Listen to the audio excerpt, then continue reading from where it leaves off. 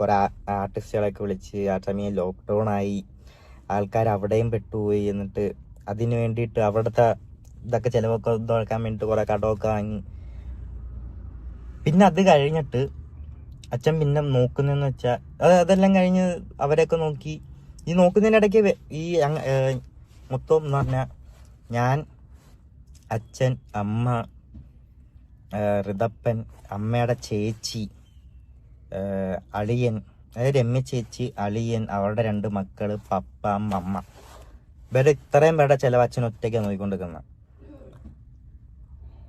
മനസ്സിലായ? അത് ആ ടൈമിൽ ഇങ്ങനെ അച്ഛനാണെങ്കിൽ അച്ഛന് എൻ്റെ ഒരു മെയിൻ സ്വഭാവമാണ് നോ പറയാൻ അറിയത്തില്ല ആരുടെ മുന്നിൽ. അത് ഞങ്ങൾക്ക് 2 പേർക്കും അറിയാം. ഞങ്ങളുടെ കൊള്ളാത്ത സ്വഭാവം അതായിരുന്നു, നോ പറയാൻ അറിയത്തില്ല.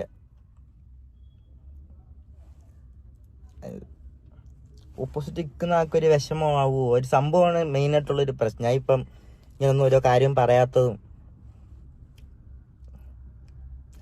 ബാക്കി പറയാം. അങ്ങനെയാണെന്ന് ഞാൻ റൂമിനകത്ത് മൊത്തം ഒരു 3 വർഷം അങ്ങനെ തന്നെ ഇരിക്കുന്നു. അതിൻ്റെ ഇടയ്ക്ക് എന്തോ എനിക്കിങ്ങനെ തോന്നി, ഇതൊക്കെ നിർത്താം, കമ്പ്യൂട്ടർ പരിപാടിയെല്ലാം നിർത്താമെന്ന്, പുറത്തോട്ടിറങ്ങാം. അങ്ങനെ ഞാൻ കമ്പ്യൂട്ടറൊക്കെ വിറ്റ് ഒരു വണ്ടി എടുത്ത്. ഞാൻ ആദ്യം ഒരു വണ്ടി എടുത്തിട്ട് അപ്പം ഈ 10ലിൻ്റെ കൂടെ പഠിച്ച കുറച്ച് കൂട്ടുകാരൊക്കെ, ഒരു കൂട്ടുകാരുണ്ട്, അവനേട്ടാ കമ്പനി ഒരുത്തനുള്ള ഏട്ടാ. അങ്ങനെ അവിടെ ഇങ്ങനെ പോകും ഞാൻ ഡെയിലി. പിന്നെ അങ്ങോട്ട് പോകാൻ തുടങ്ങി, കൂട്ടുകാരായിട്ട് ഇങ്ങനെ അങ്ങോട്ട് പോകാനായിട്ട് തുടങ്ങി. അപ്പോഴും അച്ഛൻ്റെ ആ സമയത്ത് എന്ന് പറഞ്ഞാൽ അച്ഛൻ്റെ നിന്ന് കിട്ടുന്ന ഒരു സ്നേഹം എന്താന്ന് വെച്ചാൽ ഒരു പൈസ മാത്രമാണ് ഇങ്ങനെ കിട്ടുന്നൊരു സ്നേഹം എന്താന്ന് വെച്ചാൽ. വേറെ ആടുത്ത് ഞാൻ അവിടെ സംസാരിക്കത്തില്ല. ഇവരുടെ സ്വഭാവം എല്ലാം ഒരുമാതിരി സ്വഭാവമായി ഇവരുടെയൊക്കെ. അവിടെ ജോലിക്ക് പോകത്തില്ല, അതിന് അടി. പിന്നെ എന്ത് പറഞ്ഞാലും ഇവർക്ക് എന്തെങ്കിലും ഇപ്പം പൈസയൊക്കെ എന്തെങ്കിലും കടം വാങ്ങി, ഇതൊക്കെ പറയണോ എനിക്ക് കുറെ കാര്യങ്ങളുണ്ട് എനിക്ക് പറയാം. എനിക്ക് എങ്ങനെ പറയണോന്ന് അറിയത്തില്ല ഇതൊക്കെ.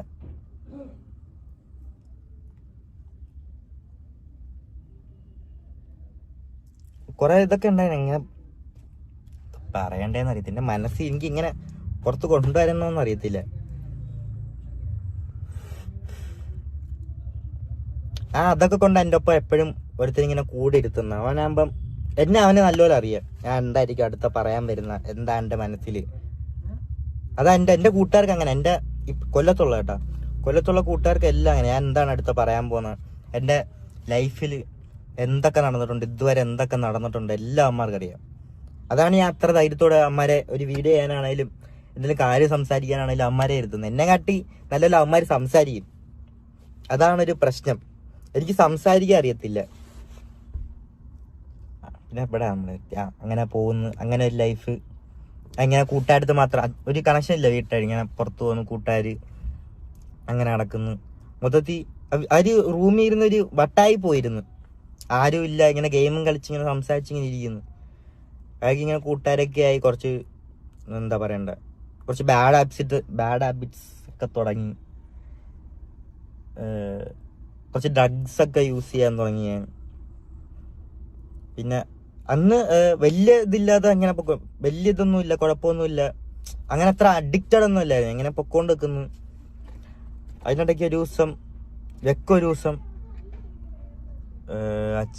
ഞാനും അച്ഛനും ഷൂട്ടിനാണേലും, ഞാനും അച്ഛനും സംസാരിക്കുന്ന ഭയങ്കരമായിട്ട് എപ്പോഴാന്ന് വെച്ചാൽ ഞാനും അച്ഛനും ഷൂട്ടിന് പോകുമ്പോൾ ഞാനും അച്ഛനും മാത്രമേ ഉള്ളൂ.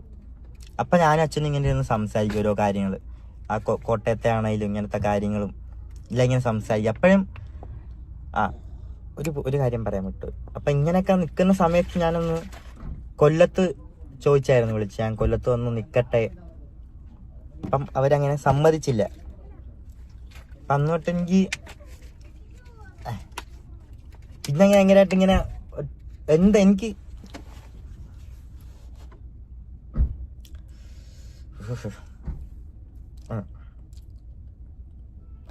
സമ്മതിച്ചില്ല. അവിടെ തന്നെ നിന്ന് അങ്ങനെ ഇങ്ങനെ പോകുന്നു. അപ്പം ഒരു ദിവസം അച്ഛൻ, ഞാൻ ഷൂട്ടിൻ്റെ കാര്യമൊക്കെ പറഞ്ഞില്ല, അപ്പം ഞങ്ങൾ സംസാരിക്കുന്നതൊക്കെ. അപ്പം ഒരു ദിവസം അച്ഛൻ വന്നിട്ട് പറഞ്ഞു, നാളെ ഷൂട്ടുണ്ട്, ഒരു ഫ്ലവേഴ്സിൻ്റെ പ്രോഗ്രാം ഉണ്ട്, നീ വരണ്ട, അച്ഛനങ്ങ് പൊക്കോളാം. അമ്മയ്ക്ക് അതും ഇതൊക്കെ ഓരോ പ്രശ്നങ്ങളായിരുന്നു, എന്നെ കൊണ്ടുപോകുന്നത് ഷൂട്ടിന്, ഞങ്ങൾ രണ്ടുപേരും പോകുന്നത്. അതൊന്നും അമ്മയ്ക്ക് അങ്ങനെ വലിയൊരു താല്പര്യമില്ലാത്ത സംഭവമൊക്കെ ആയിരുന്നു. അതിൻ്റെ ഇടയിൽ അടിക്ക് ഉണ്ടായിട്ടുണ്ട്. എന്തോ ആർക്കും എന്നെ അങ്ങോട്ട് ഇഷ്ടമല്ലായിരുന്നു. അങ്ങനെ ഒരു അട്ടായിപ്പോയിരുന്നു. അങ്ങനെ അപ്പോഴും എനിക്ക് എന്തെങ്കിലുമൊക്കെ എൻ്റെ വിഷമങ്ങളാണേലും എന്തെങ്കിലും പറയാനായിട്ടാണെങ്കിലും എനിക്ക് വിളിക്കാനായിട്ടും അച്ഛനെന്നൊരു ഒരാളുണ്ട്. എനിക്ക് എന്തൊക്കെ ചെയ്തെന്ന് പറഞ്ഞാൽ, എനിക്ക് എന്തൊക്കെ വിഷമമുണ്ടെന്ന് പറഞ്ഞാലും എനിക്ക് ഒരാളെ വിളിക്കായിരുന്നു. അച്ഛൻ എന്തൊക്കെ ചെയ്താലും എനിക്ക് വിളിക്കായിരുന്നു. ആ ഒരു ധൈര്യം ഇങ്ങനെ ഭയങ്കരമായിട്ട് എനിക്കുണ്ടായിരുന്നു. ഒരു ദിവസം ഷൂട്ടിന് പോകണ്ടെന്ന് പറഞ്ഞിട്ട് പിറ്റേ ദിവസം എന്നാൽ രാത്രി വിളിച്ചിട്ട് എൻ്റെ അടുത്ത് പറഞ്ഞിട്ട് രാവിലെ ഒരു 4 മണിക്ക് ആകുമ്പോൾ വരും, നീ എന്നെ ഒന്ന് ചങ്ങനാശ്ശേരി ഒന്ന് വിളിക്കാൻ പറഞ്ഞു. ഓക്കെ, അങ്ങനെ 4 മണിയായപ്പം വിളിച്ച് ഫോൺ എടുത്തില്ല. എന്നിട്ട് ഞാൻ കിടന്നുറങ്ങി. ഞാൻ വിചാരിച്ച് അച്ഛനെപ്പോഴും ഈ ഷൂട്ടിനൊക്കെ പോയിട്ടുണ്ട് ഈ ഉറങ്ങിപ്പോകുന്ന സ്വഭാവം ഉണ്ട്. അപ്പം ഞാൻ ഫോൺ എടുക്കത്തില്ല എന്നുള്ളൊരു ഇതായി.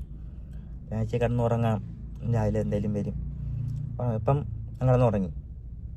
എന്നെ അമ്മ ഒന്ന് ഇങ്ങനെ തട്ടി എണീപ്പിച്ചിട്ട് നീ അച്ഛനെന്തോ പറ്റിയെന്ന് തോന്നുന്നു, ഒന്ന് വിളിച്ചു നോക്കാം. ഞാനിപ്പം എണീക്കുന്ന നേരെ അച്ഛൻ്റെ ഫോണിലോട്ടൊക്കെ വിളിക്കുന്നു. ഫോണിലോട്ട് വിളിച്ചിട്ട് എടുക്കുന്നൊന്നുമില്ല, ഫോൺ സ്വിച്ച് ഓഫ് ഒക്കെ പറയുന്നു. അപ്പോഴേ ആൾക്കാരൊക്കെ ഇങ്ങനെ വരാൻ തുടങ്ങി. അപ്പം എനിക്ക് മനസ്സിലായി എന്തോ ഇതായിട്ടുണ്ട്. അപ്പോഴത്തേക്ക് ഞാൻ നേരെ ആദ്യം അനൂപേട്ടനെ വിളിച്ചിട്ട് എന്തോ പറ്റിയ അനൂപേട്ട അച്ഛന്. അനൂപേട്ടൻ പറഞ്ഞിങ്ങനെ രക്ഷിക്കാൻ പറ്റിയില്ല, സോറി എന്ന് പറഞ്ഞിട്ട് ഫോൺ ഇങ്ങനെ കട്ട് ചെയ്ത്. ആ ഫോൺ എടുത്ത് എറിഞ്ഞ്. എന്തോ അനൂപേട്ട പറയുന്ന, അങ്ങനെ അനൂപേട്ട ചോദിച്ചേ എന്തോ അനൂപേട്ട പറയുന്ന. അപ്പം ഒരു കാലിൻ്റെ എൻ്റെ ശരീരം മൊത്തം ഇങ്ങനെ അങ്ങ് തണുത്തു പോയി ഭയങ്കരമായിട്ട്. എന്തൊക്കെയാ നടക്കുന്ന ആ ടൈമിൽ ഒന്നും അങ്ങോട്ട് അറിയാൻ വയ്യ.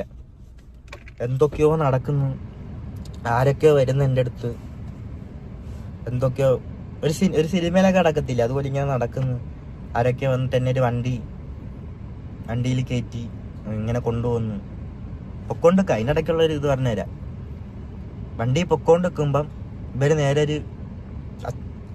എനിക്കപ്പോഴും എൻ്റെ മനസ്സിലെ വിചാരം എന്ന് വെച്ചാൽ രൂപേട്ടൻ വല്ല പ്രാങ്ക് വല്ലതും ആണോ, അത് എനിക്കങ്ങോട്ട് ഒരു അക്സെപ്റ്റ് ചെയ്യാൻ പറ്റുന്നില്ല.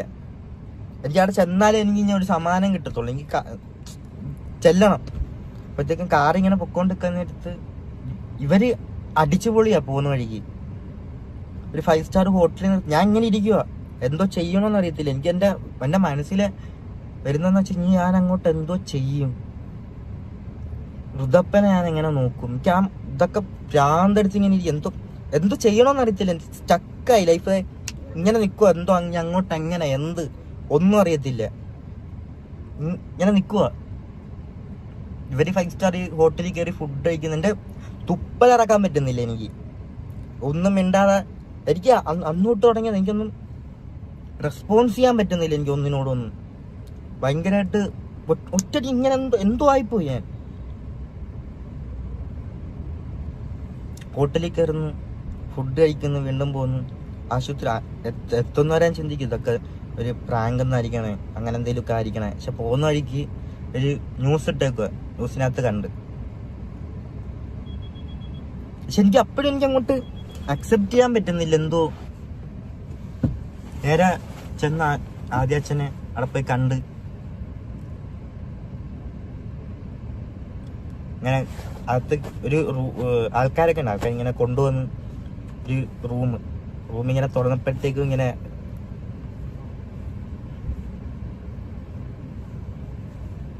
ഒരു തുണി ഇങ്ങനെ മാറ്റി കാണിച്ചു.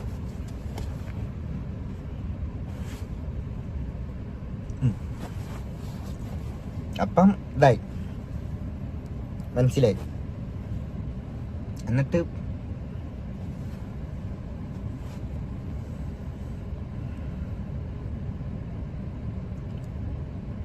എന്തോ ചെയ്യണമെന്ന് ഇങ്ങനെ അറിയത്തില്ല. അങ്ങോട്ട് എന്തോ ഇതാവും, ഞാരുണ്ട്, എന്തിനും വിളിക്കും. അങ്ങനെ നിൽക്കാൻ നേരത്തെ അനൂപേട്ടൻ വന്നിട്ടുണ്ടാ, അങ്ങോട്ടുള്ള കാര്യങ്ങളെല്ലാം നോക്കിക്കോളാം, ഇതിന്റെ പരിപാടികളെല്ലാം നോക്കിക്കോളാം, എന്താന്ന് വെച്ചാൽ അവർ ചെയ്യാൻ പറഞ്ഞു. അങ്ങനെ അവരതൊക്കെ ചെയ്യുന്നു. ഇതിന്റെ ഇടയ്ക്കാണെങ്കിൽ ബോഡി കൊല്ലത്ത് കൊണ്ടുപോകണം എന്ന് പറഞ്ഞിട്ട് അങ്ങനെ ഒരു പ്രശ്നം നടക്കുന്നു. അതിന്റെ ഇടയ്ക്ക് ഈ വണ്ടി ഇരിക്കുന്നവരാണെങ്കിൽ കൊല്ലത്ത് കൊണ്ടുപോകാനായിട്ട് സമ്മതി. കുറേ ലോങ് ടൈം അല്ലേ, നമ്മൾ കുറേ നാളായി അങ്ങോട്ടും ഇങ്ങോട്ടും കണ്ടിട്ട് ഒരു വീഡിയോ ഒക്കെ ചെയ്തിട്ട് ഞാൻ എന്താന്ന് വെച്ചാൽ ഇങ്ങനെ എല്ലാം ഇങ്ങനെ ഒരു നിർത്തി ഞാൻ ഇങ്ങനെ ഒരു മീഡിയ ഒക്കെ മാറ്റാം എന്നുള്ള രീതിയിലൊക്കെ ഇങ്ങനെ നിന്നതാ. വിചാരിച്ച് വേണ്ട പറയാം. എനിക്ക് എൻ്റെ ഒരു ലൈഫ് സ്റ്റോറി പറയണമെന്നുണ്ട്. അപ്പം അതിൽ തന്നെ എൻ്റെ കുറച്ച് പ്രശ്നങ്ങൾ അതിൽ തീരുമെന്ന് ഞാൻ പ്രതീക്ഷിക്കുന്നു. ചിലപ്പം ഈ വീഡിയോ ഇറങ്ങി കഴിഞ്ഞ് കഴിഞ്ഞാൽ കൂടുതലും എന്താ പറയുക, കൂടുതലും എനിക്ക് നെഗറ്റീവ് ആയിരിക്കാം. ചിലപ്പം എന്നെ സ്നേഹിക്കുന്നവർക്ക് ചിലപ്പം എന്താണ് വെറുക്കാം, ഒന്നും അറിയത്തില്ല എനിക്കിത് പറഞ്ഞു കഴിഞ്ഞാൽ എന്താവും. പക്ഷെ എന്തായാലും ഞാൻ എന്തായാലും പറയാമെന്ന് വിചാരിക്കുന്നു ഞാനിങ്ങനെ. പിന്നെ വരുന്ന ചോദ്യങ്ങൾ, വരാൻ പോകുന്ന ചോദ്യങ്ങൾ എന്താണെന്ന് വെച്ചാൽ, ഇതൊക്കെ നിനക്ക് ഇപ്പോഴാണോ പറയാൻ ടൈം കിട്ടിയേ, ഇതിന് മുന്നേ ഒന്നും സമയമില്ലായിരുന്നു, അങ്ങനത്തെ കുറേ ടോക്കൊക്കെ വരാം. ഇത് മൊത്തം കേട്ട് കഴിയുമ്പോൾ കേട്ടോ. അപ്പം അങ്ങനെ കുറേ ടോക്കൊക്കെ വരാം. എന്താണേലും ഞാൻ ഭയങ്കരമായിട്ടൊരു ഇൻട്രോവേർട്ടാണ് സത്യം പറഞ്ഞു. എനിക്കൊരു ഒന്നും അങ്ങോട്ട് സംസാരിക്കാൻ അറിയത്തില്ല വലുതായിട്ട്. അതൊക്കെ ഓരോരോ ഒരു പ്രശ്നം ഉണ്ടായി അങ്ങനെ ഇതായി പോയതാണ്. പക്ഷെ എങ്കിൽ ഞാൻ മാക്സിമം എന്നെ കൊണ്ട് പറ്റാവുന്ന രീതിയിൽ ഞാൻ എങ്ങനെയൊക്കെ പറഞ്ഞ് നിങ്ങളെ ഒരു ഇതാക്കി തരാം, എൻ്റെ ലൈഫ് സ്റ്റോറി. അപ്പം നമുക്ക് തുടങ്ങാം. ലൈഫ് സ്റ്റോറി എൻ്റെ, അതായത് 2004 ഞാൻ ജനിക്കുന്നു. ആദ്യം എൻ്റെ സ്വന്തം അമ്മ ശാലിനി എന്നാട്ടാ എൻ്റെ സ്വന്തം അമ്മയുടെ പേര്. അപ്പം ഞാൻ തൃശ്ശൂരാണ് ജനിക്കുന്നതും. അപ്പം ആ സമയത്തുള്ള എൻ്റെ ഓർമ്മകൾ എന്താന്ന് വെച്ചാൽ അടിയാണ്. രണ്ടുപേരുടെയും ഭയങ്കരമായിട്ടുള്ള അടിയാണ് എൻ്റെ ഓർമ്മയിലുള്ള ആ ഒരു സമയം ഇങ്ങനെ ആലോചിക്കുമ്പോൾ. അവരുടെ രണ്ടുപേരുടെയും ഭയങ്കര ഫൈറ്റ് നേസിയിട്ടുണ്ട്. അവരുടെ ഭയങ്കരമായിട്ടുള്ള ഒരു അങ്ങോട്ടും ഇങ്ങോട്ടുള്ള അടി, അതാണ് ഈ കുഞ്ഞിലോട്ടെ കണ്ടിട്ടുള്ളത്. പിന്നെ ഓർമ്മയെന്ന് വെച്ചാൽ അച്ഛൻ സ്കൂട്ടർ എടുത്ത് എവിടെ പോകാനായിട്ട് എത്തുന്നു. ഞാൻ ഭയങ്കര കരച്ചില്ല, കൂടെ പോകണമെന്ന് പറഞ്ഞിട്ട്. എന്നിട്ട് അങ്ങനെ സ്വന്തം അമ്മ അപ്പം എന്തോ എൻ്റെ 2-1.5 വയസ്സിലുള്ളപ്പം വേറൊരാളുടെ കൂടെ പോയി. അത് കഴിഞ്ഞിട്ടുള്ള സംഭവം കേട്ടോ ഈ സ്കൂട്ടറിൻ്റെ. അത് കഴിഞ്ഞിട്ട് ഇങ്ങനെ പോയ സമയത്ത് അച്ഛനൊരു സ്കൂട്ടർ എടുത്ത് എന്തോ എവിടെ പോകാനായിട്ടേക്ക്. ഞാനും വരുന്നു. അച്ഛൻ പറഞ്ഞു വരണ്ട ഇവിടെ നിന്നു. അച്ഛൻ്റെ ഒരു കൂട്ടാനും ഉണ്ടായിരുന്നു, ഒരു കൂട്ടാൻ്റെ സ്കൂട്ടറും കണ്ട. ആ സ്കൂട്ടർ എടുത്തോണ്ടാകുമെന്ന. ആ സ്കൂട്ടറും എടുത്തോണ്ട് പോയിട്ട് പുള്ളി സൂയിസൈഡ് ചെയ്യാനായിട്ടെങ്ങാണ്ട് നോക്കിയതാ. നേരെ ഒരു ലോറിയുടെ ഫ്രണ്ടിലൊക്കെ കൊണ്ടിടിക്കാനൊക്കെ പോയി. പക്ഷെ രണ്ടുപേർക്കും ഒന്നും പറ്റിയില്ല. ഒരു കടത്തിൻ്റെ ഫ്രണ്ടിൽ പോയി രണ്ടുപേരും ഇരുന്ന് ഞാൻ കരഞ്ഞു. എനിക്കും ഒന്നും പറ്റിയില്ല, അച്ഛൻ്റെ മുട്ട് മാത്രം മുറിഞ്ഞു. അതൊക്കെയാണ് എനിക്ക് എൻ്റെ ആ ടൈമിലെ ഓർമ്മകൾ എന്നൊക്കെ പറഞ്ഞാൽ. കൂടുതലും ആ ടൈമിൽ ഇവരുടെ രണ്ടുപേരുടെ അടിയാണ് എനിക്ക് ഭയങ്കരമായിട്ട് ഓർമ്മയുള്ള. കുഞ്ഞിലോട്ടേ കാണുന്നത് ഈ സംഭവം അടി. പിന്നെ അത് കഴിഞ്ഞിട്ട് ഞങ്ങൾ എൻ്റെ 2-3 വയസ്സുള്ളപ്പോഴത്തേക്ക് ഞാനും അച്ഛനും കൊല്ലത്ത് വന്നു. പിന്നെ എന്നെ നോക്കുന്നത് അച്ചാമ്മ, വല്യമ്മ, വച്ചല്ലേ. പിന്നെ എനിക്ക് 2 അനിയത്തിമാരുണ്ട്, പാറൂട്ടി, ചേച്ചി. അവരുടെ ഒപ്പമൊക്കെ ആയിരുന്നു എൻ്റെ ആ ഒരു 5ാം ക്ലാസ് വരെ. അതിൻ്റെ ഇടയ്ക്ക് അച്ഛൻ്റെ സെക്കൻഡ് മാരേജ് ആയി, വീണ എന്ന് പറയുന്ന ഇതായിട്ട്. അവരായിട്ടും ഇത് തന്നെയായിരുന്നു. ആ സമയത്ത് അച്ഛനായിട്ട് എനിക്കൊരു കോണ്ടാക്റ്റേ ഇല്ലാതായിപ്പോ. എന്ന് പറഞ്ഞാൽ അച്ഛൻ എപ്പോഴും അവിടെ ആയിരിക്കും. ഈ വീണ എന്ന് പറയുന്നത് അവിടെ ആയിരിക്കും, വീട്ടിലായിരിക്കും. വൈകിട്ട് വല്ല ഒരു ടൈമുണ്ട്, ആ ടൈമിലെല്ലാം എന്നെ ഒന്ന് കാണും. എനിക്ക് എന്തോ എന്നെ ഭയങ്കരമായിട്ട് ഇങ്ങനെ ഇഷ്ടമല്ലായിരുന്നു അവർക്ക്. ഞാൻ അച്ഛനെ സുതിക്കൂട്ടാന്നൊക്കെ വിളിച്ചോണ്ടിരുന്നത്. അതൊന്നും അവർക്ക് ഇഷ്ടമല്ലായിരുന്നു. പറയണമെന്നും അറിയത്തില്ല കേട്ടോ, കുറെ ഇങ്ങനെ ഉണ്ട്. എനിക്ക് എന്തോ ഇങ്ങനെ പറഞ്ഞു തരണം, എൻ്റെ മനസ്സിലുണ്ട് എൻ്റെ എല്ലാ കാര്യം. അതെങ്ങനെ പുറത്തോട്ട് പറയണമെന്ന് എനിക്കറിയത്തില്ല.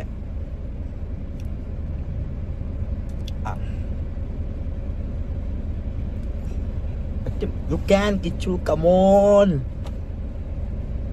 അപ്പം അങ്ങനെയൊക്കെ പ്രശ്നങ്ങൾ. അവിടെ അടി, ഭയങ്കരമായിട്ടുള്ള അടി, ഭയങ്കര സീൻ. അപ്പം എനിക്ക് ഓരോ കാര്യങ്ങൾ എനിക്ക് ഇതുണ്ട്, മനസ്സിലാവുന്ന ഒരു സമയമാണ് ടൈമൊക്കെ. ഭയങ്കരമായിട്ട് അടി. പിന്നെ അവർക്ക് ഒരു വണ്ടി ഉണ്ടായിരുന്നു. ഒരു വണ്ടിക്കകത്ത് അവർക്ക് അച്ഛനെ കല്യാണം കഴിക്കുന്നതിന് മുന്നേ അവരുടെ സെക്കൻഡ് മാരേജും ആയിരുന്നത്. അവർക്കതിൽ ഫസ്റ്റ് 2 പിള്ളേരും ഉണ്ട് അവർക്ക്. അതൊക്കെ ഞാൻ അറിയുന്നത് കുറെ കഴിഞ്ഞിട്ടാട്ടാ. എൻ്റെ അടുത്ത് അത് കാര്യമൊന്നും പറഞ്ഞിട്ടില്ല. അങ്ങനെ ഒരു സ്കൂട്ടർ എടുത്ത് സ്കൂട്ടർ എടുത്തപ്പം അതിനകത്തൊരു പേരിട്ടിട്ടുണ്ടായിരുന്നു, കുഞ്ഞാറ്റ എന്ന് പറഞ്ഞിട്ട്. അപ്പോഴാണ് ഇങ്ങനെ ഞാൻ അറിയുന്നത്, എനിക്ക് അറിയാവുന്നത് ആ സംഭവം. 2 പിള്ളേർ എന്നെ ഒരുമാതിരി ഇങ്ങനെയാണ് കണ്ടുകൊണ്ടിരുന്നത്. അച്ഛനെ കാണാൻ പറ്റത്തില്ല, ഇങ്ങനെ വൈകിട്ടും എല്ലാം കാണാം. എന്നോട് എന്തോ ഒരു ഇതായിരുന്നു, പ്രശ്നമായിരുന്നു. പിന്നെ അത് കഴിഞ്ഞിട്ടെന്തോ രാത്രിക്ക് അച്ഛൻ വീട്ടിൽ വന്നു. പിന്നെ അച്ഛനെ എപ്പോഴും എൻ്റെ കൂടെ ഉണ്ടായിരുന്നു. പിന്നെ അത് കഴിഞ്ഞ് അത് അങ്ങനെ ലൈഫ് ഇങ്ങനെ പൊക്കോണ്ട് നിൽക്കുന്ന. പിന്നെ ഇനി അങ്ങോട്ട് പറയാൻ പോകുന്നത് എനിക്ക് നല്ല വ്യക്തമായിട്ട് ഓർമ്മകളുണ്ട്. ഇനി അങ്ങോട്ട് ഞാൻ കറക്റ്റായിട്ട് എല്ലാം പറഞ്ഞുതരാം. ഓർമ്മയുണ്ട്, സംഭവം എൻ്റെ മനസ്സിലുണ്ട്. പക്ഷെ എനിക്കത് എങ്ങനെ ഒരു പുറത്തോട്ട് പറയണം അതെനിക്ക് അറിയത്തില്ല എങ്ങനെ സംഭവം. അതാണൊരു പ്രശ്നം. ഇത്തരത്തൊക്കെയാണ് ഞാൻ ഇങ്ങനെ ഇരുന്ന് പറയും. പക്ഷെ ഇങ്ങനെ ഒറ്റയ്ക്ക് ഇരുന്ന് സംസാരിക്കാനും ഇങ്ങനെ കാര്യങ്ങൾ പറയാനും ഒറ്റയ്ക്ക് ഇരുന്ന് ഇങ്ങനെ ഞാൻ ഒറ്റയ്ക്ക് ഇരുന്ന് ഭയങ്കര സൈലന്റാ. പാട്ടൊക്കെ കേട്ട് വേടന്റെ പാട്ടിൽ ഓരോ വരികളും എൻ്റെ എന്താ പറയുന്നത് എനിക്ക് ഭയങ്കരമായിട്ട് റിലേറ്റബിളാണ് എൻ്റെ ലൈഫായിട്ട്. അടുത്ത സ്റ്റോറി. 5ാം ക്ലാസ്സിൽ വെക്കേഷൻ ആ ടൈമിൽ ഞങ്ങൾ എറണാകുളത്ത് നിൽക്കുക, ഷൂട്ട് കാര്യങ്ങളൊക്കെ ആയിട്ട്. ഇങ്ങനെ എറണാകുളത്ത് നിൽക്കുന്നു. കുറേ നാൾ എറണാകുളത്ത് തന്നെ ഇങ്ങനെ നിൽക്കുക. അപ്പോഴത്തേക്കും ഒരു ദിവസം ഒരു വീഡിയോ കോളിൽ ഇപ്പം കാണുന്ന അമ്മയില്ലേ, രേണുസുതി. രേണുസുതി ആദ്യം അമ്മേനെ വീഡിയോ കോളിൽ കാണുന്ന ആ ടൈമിൽ ഭയങ്കരമായിട്ട് കമ്പനിയായി അമ്മയായിട്ട്. സൂപ്പറായിരുന്നു ആ ടൈമിൽ. അപ്പം അങ്ങനെ ഒരു ദിവസം അമ്മ ഞങ്ങൾ എറണാകുളത്ത് നിൽക്കുമായിരുന്നു. ആദ്യം ഞാൻ കാണാൻ വന്ന് ഇങ്ങനെ കണ്ട് ഭയങ്കരമായിട്ട് കമ്പനിയായി. മനസ്സിലായി? അങ്ങനെ ഒരു ഭയങ്കര കമ്പനിയായി. ഇങ്ങനെ ഒരു ഇതില്ല, ഇങ്ങനെ കമ്പനിയായി. പിന്നെ അച്ഛനും ഇങ്ങനെ എൻ്റെ അടുത്ത് നിന്നിട്ട് ഇങ്ങനെ ഒരു ദിവസം എൻ്റെ അടുത്ത് വെച്ച് ഇങ്ങനെ ഞാൻ കല്യാണം കഴിക്കട്ടെ, നിനക്ക് എന്താണ് പറയാനുള്ളത്? അച്ഛന് ഇഷ്ടമാണോ? ഞാൻ ഇങ്ങനെ വെച്ചാൽ അച്ഛന് ഇഷ്ടമാണോ? നമുക്ക് ആ രീതിയിൽ പറഞ്ഞ്. അപ്പം അങ്ങനെ കൊല്ലത്തെ വീട്ടിലൊക്കെ വന്ന് ഇവിടെ സംസാരിച്ച്, വല്യമ്മയൊക്കെ ആയിട്ട് സംസാരിച്ച്. അല്ല, അതിൻ്റെ ഇടയ്ക്ക് ഇത് കിടന്നിട്ടുണ്ട്. വീണയും അച്ഛനും തമ്മിൽ ഡിവോഴ്സ് കാര്യങ്ങളെല്ലാം ആയി. ഇങ്ങനെ പൈസ കൊടുക്കണം അങ്ങനത്തെ രീതിയിൽ ഉള്ള രീതിയിൽ പൈസയൊക്കെ കൊടുത്ത് ഡിവോഴ്സായി. അത് കഴിഞ്ഞിട്ടാണ് അമ്മേനെ കെട്ടുന്നതും കേട്ടോ ഇപ്പോഴത്തെ. അങ്ങനെ കൊല്ലത്തൊക്കെ സംസാരിച്ച് എല്ലാം റെഡിയായി. ഞാനും അച്ഛനും അമ്മയും എല്ലാവരും കൊല്ലത്ത് നിൽക്കുന്നു. അതിൻ്റെ ഇടയ്ക്ക് കൊല്ലത്ത് വെച്ചിട്ട് ചെറിയൊരു വഴക്കായി. ഞങ്ങൾ കോട്ടയം പോകുന്നു. സ്റ്റോറി സ്റ്റാർട്ട്സ് നൗ എന്ന് പറയാം അല്ലേ. കോട്ടയത്ത് ചെല്ലുന്നു. ആദ്യമൊക്കെ ഭയങ്കര രസമായിരുന്നു, സൂപ്പറായിരുന്നു. ഇങ്ങനെ ഞാൻ കൂടുതലും വീട്ടിൽ കൊല്ലത്ത് നിൽക്കുമ്പോൾ എന്നെ ഇങ്ങനെ അച്ചാമ്മ പുറത്തോട്ട് കളിക്കാനൊന്നും വിടത്തില്ല. അപ്പം അങ്ങനെ കൂട്ടുകാർ അങ്ങനത്തെ രീതിയിൽ കളിക്കാനൊന്നും പോകത്തില്ല. എന്താ ചേച്ചി, പാറു, ഞാൻ അങ്ങനെയുള്ളൊരു സെറ്റിൽ നിന്ന് കളിക്കത്തുള്ളൂ. അപ്പം എനിക്ക് ആഗ്രഹമൊക്കെ ഉണ്ട് ഇങ്ങനെ പുറത്തേക്ക് കളിക്കണം. പക്ഷെ വഴക്ക് കിട്ടും. എങ്കിലും അറിയാതെ ഒളിച്ചൊക്കെ പോയിട്ട് വരും. അങ്ങനെ ഇവിടെ വന്നപ്പോഴത്തേക്ക് ഞാൻ ഭയങ്കരമായിട്ട് ഫ്രീ ആയി. ഞാൻ, അച്ഛൻ, അമ്മ, പിന്നെ അവിടുത്തെ ഒരു ഇതിൽ ഭയങ്കര ഒരു ഫ്രീഡം. ഞാൻ അച്ഛനെ എപ്പോഴും കാണുന്നു, അങ്ങനത്തെ ഒരു ഇതായി. പിന്നെ ആ ഒരു ഇത് കഴിഞ്ഞ് ഞങ്ങൾ കോട്ടയത്ത് നിൽക്കുന്നു. പിന്നെ കുറച്ച് കഴിഞ്ഞപ്പോഴത്തേക്കും എന്തൊക്കെയോ എല്ലാവരും ഇങ്ങനെ കോട്ടയത്ത് വന്ന് ആദ്യമൊക്കെ സെറ്റപ്പ്. പിന്നെ അങ്ങോട്ട് പോവാ എന്തൊക്കെയോ ഇതാവുന്നു. എല്ലാവരുടെ ഒരു സ്വഭാവമൊക്കെ ഒരു മാറ്റം. എന്തൊക്കെയോ എന്തോ പറയണമെന്ന് എനിക്ക് ബാക്കി പറയാം. ഞാൻ ഒരു കമ്പ്യൂട്ടറൊക്കെ എടുത്ത് ഒരു റൂമിനകത്ത് ഇങ്ങനെ അതിനകത്ത് ഗെയിം കളിച്ച് എൻ്റെ ലൈഫ് മൊത്തം ഒരു ഭയങ്കരമായിട്ട് ഇങ്ങനെ ആവാൻ തന്നൊരു കാരണം അതുമല്ല, അതും വേറെയാ. ഇതൊക്കെയാണ് ഇതിൻ്റെയൊക്കെ ഒരു തുടക്കം. അവിടെ തൊട്ടെന്നാണ് എൻ്റെ ഒരു തുടക്കം. ഒരു റൂമിനകത്ത് ഇങ്ങനെ കമ്പ്യൂട്ടറും കളിച്ച് ഇങ്ങനെ അതിനകത്ത് എന്ന് പറഞ്ഞാൽ വേറെ കണക്ഷൻ ഇല്ല. അച്ഛൻ മാത്രം എൻ്റെ റൂമിൽ വരും, എനിക്ക് ഫുഡ് തരും, പോവും. ഇടയ്ക്ക് ഋതപ്പം വല്ലതും റൂമിൽ വന്നിരിക്കും. ഋതപ്പനെ ഞാൻ പിടിച്ച് മടിയിരുത്തി കീബോർഡിലൊക്കെ ഋതപ്പം കളിച്ചുകൊണ്ട് ഇങ്ങനെ ഇരിക്കും. ഇത് മാത്രമേ ഉള്ളൂ. ഞാൻ ആ റൂമിൽ നിന്ന് പുറത്തിറങ്ങത്തില്ല, ആരടുത്തും മിണ്ടത്തില്ല. എന്തോ ഒരു ഇതായി എനിക്ക് അപ്പം മുതൽ. പിന്നെ കൊറോണ വന്നിട്ട് ഋതപ്പനുണ്ട് കേട്ടോ ആ ടൈമിലൊക്കെ. കൊറോണ വന്ന്